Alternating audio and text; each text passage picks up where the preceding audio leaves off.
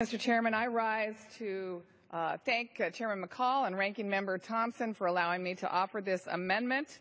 It's the National Cybersecurity Protection Advancement Act amendment, and it's to increase cybersecurity at our nation's most at-risk ports.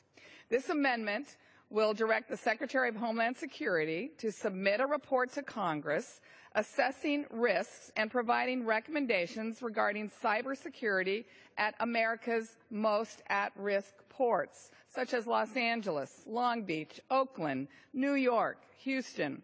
And according to the American Association of Port Authorities, our ports contribute $4.6 trillion to the U.S. economy, making their security critical to our nation.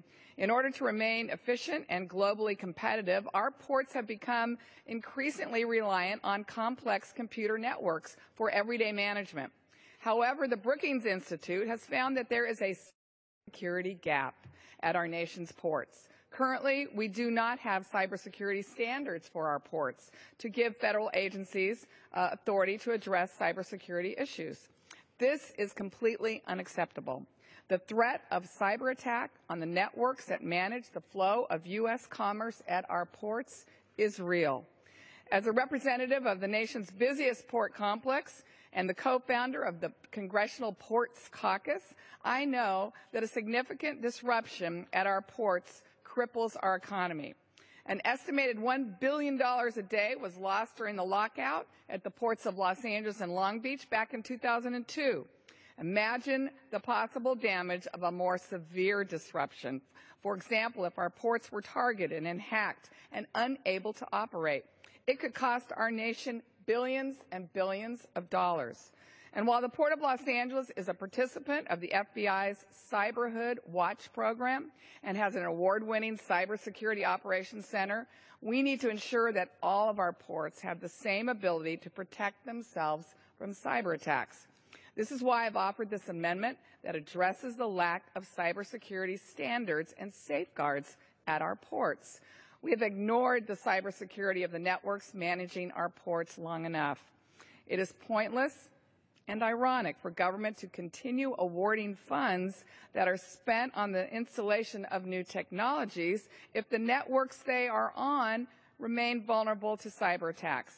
This amendment adds no new cost to this legislation, but will offer great security to our nation's movement of goods. With that, I reserve the balance of my time. The gentlelady from California reserves. For what purpose does the gentleman from Texas seek recognition? Mr. Chairman, I ask unanimous consent to claim the time in opposition, though I'm not opposed to the amendment. Without objection, the gentleman is recognized for 5 minutes. I support this amendment, which requires the Department of Homeland Security to identify and mitigate cybersecurity threats to our nation's seaports.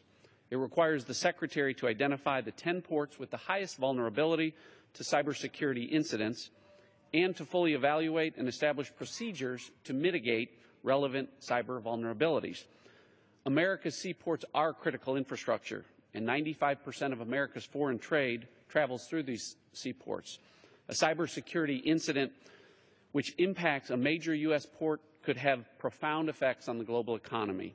The Department of Homeland Security must take immediate, proactive measures to identify and mitigate cybersecurity threats in America's most vulnerable ports. I urge my colleagues to support this amendment, and I yield back the balance of my time. The gentleman from Texas yields back. The gentlelady from California is recognized. I thank you for your support and applaud you and the committee for working in this bipartisan manner. I urge all of my colleagues to support this amendment. Thank you, and I yield back the balance of my time. The gentlelady from California yields back. The question is offered. The question is offered on the amendment offered by the gentlelady from California. All those in favor will say aye. All those opposed will say no. In the opinion of the chair, the ayes have it. The amendment is agreed to. It is now in order to consider Amendment Number 10, printed in Part B of House Report 114-88. For what purpose does the gentlelady from Texas